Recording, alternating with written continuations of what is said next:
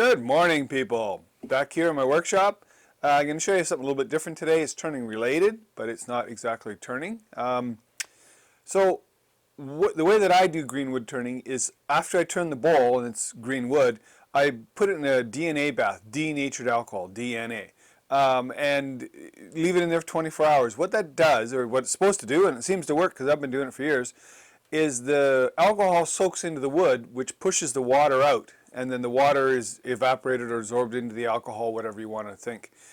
And then the alcohol dries much quicker when you take it out of the DNA bath. The alcohol dries a lot quicker than the water would, and this makes the blanks, number one, you can use them sooner. Like usually it's like 3 weeks, and usually I can turn a blank, or 2 weeks even. Whereas if you do just take it, turn it, and then wrap it up, the wood blank, usually it takes 6 weeks or longer, 8 weeks even, 2 months. So what I do is after they come out of the DNA bath, I wrap them in this brown paper and label them on the back and put them aside. And generally, when they stop stinking like alcohol, generally that means that they're dried out. I should weigh some, I guess, maybe, and just see how much difference the weight is. But anyways, that's how I do it. Been doing it that way for years, and it seems to work. I have very few bowls crack on me. Problem is, usually I put them in a 5-gallon bucket. I've got a 5-gallon bucket of alcohol that I've had laying around for years. It's methyl alcohol? Can't remember. That works great. The problem is, some of these bowls, like this one, that's not going to fit in a 5-gallon bucket. It's just not. So what I have here is I got one of these totes. What are they called? Can't remember. Whatever brand this is, buy them at Costco. I use these for packing tools around, but I have a couple extra that aren't full of tools. And so what I've done is I've sealed off these little things here, did the same thing on the lid, and then later I'm going to put, there's not very much of a gap there, but there is a gap. I'm going to put some weather stripping on the top here, just to try to keep the alcohol from evaporating, but also because it kind of stinks a bit. So this is what I have, and I'm going to fill this with alcohol. Now this is my usual, like I say, this is my usual setup. I've had this for forever. I can't remember when they actually sold laundry detergent in these 5-gallon buckets. It's been a while, but I've had this for a long time, and it's full of bowls right now. I don't want to go in there and my hands will get all, this stuff makes your hands like dark and dirty. But that's got to sit in there for another half a day anyways. But as you can see, yeah, it don't fit. That just don't fit. So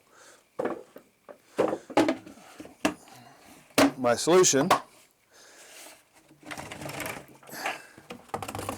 is to put it in this big container.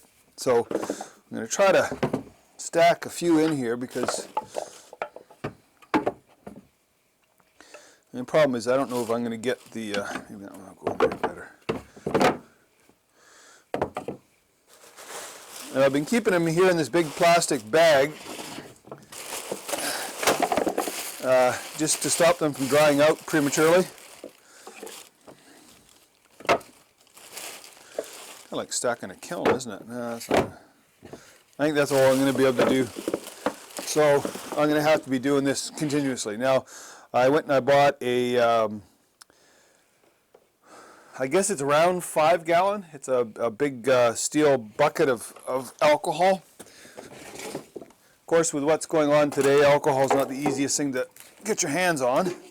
And for whatever reason, denatured alcohol is just something that's not readily available here. You got to buy it from a special place and special source. So this is my can of denatured alcohol. It's actually called fuel alcohol, but it's 90% methyl alcohol with 10% iso alcohol or something. I looked it up online. I think it'll work. So now I get to pour this in here. I'm afraid it's not going to be enough, but it's kind of all I got. So, I'm going to turn this can over.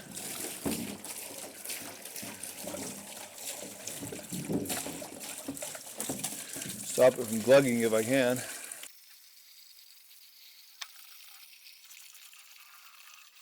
Yeah, that's what I thought.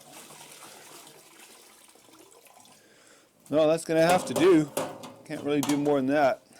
I mean, I guess I could buy a second one of those, but that right there cost me 50 bucks. So,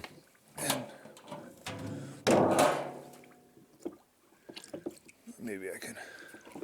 Well, I guess I'll have to just manipulate these around in here a bit. Get some smaller ones to throw in there. Whew, that alcohol makes your hands cold.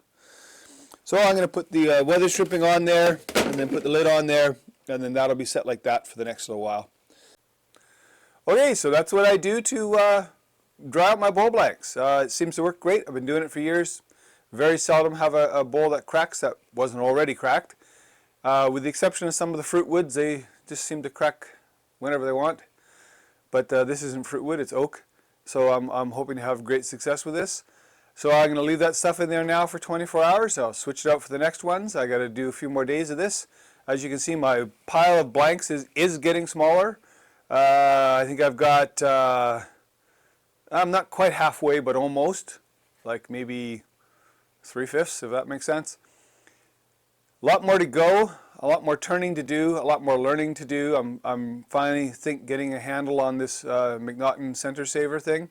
There certainly is a learning curve with it. If I didn't have this huge big stack of blanks, I don't know if I'd ever master it. I don't know if I'd ever master it, but I don't know if I'd ever get it. I think one of the biggest problems is my lathe is a little bit underpowered. The DVR is a good lathe, but it's a bit underpowered for this. One of the biggest things I found is using the blades without the handles. And the reason why is when I'm using it with the handle, I don't have nearly as fine control, and I seem to jam it in and it jams the lathe up. When I'm using it by itself, I have much more fine control, and I can kind of take a lot lighter cuts, which means I can't put a laser on it, which kind of sucks. I have to really eyeball it each time, and that doesn't always work. Sometimes I make funnels. But anyways, that's it for now. I'm going to put the weather stripping on that lid and get back to turning. So anyways, take care. I hope everybody out there is staying safe and social distancing, and getting out in your workshop and doing something, building something. You know, don't just sit at home and, like I say, watch Netflix or Hulu or whatever it is you guys watch. Do something. Get out there and fix something, do something, build something, clean something, whatever. Spend this time wisely. Everybody stay safe, wear your mask, wear your gloves, or not wear your gloves, I guess. Wash your hands. Mine are dirty because of all of the oak tannins on them. Wash your hands and be good to each other. Okay, everybody, take care. Thanks a lot. Bye-bye.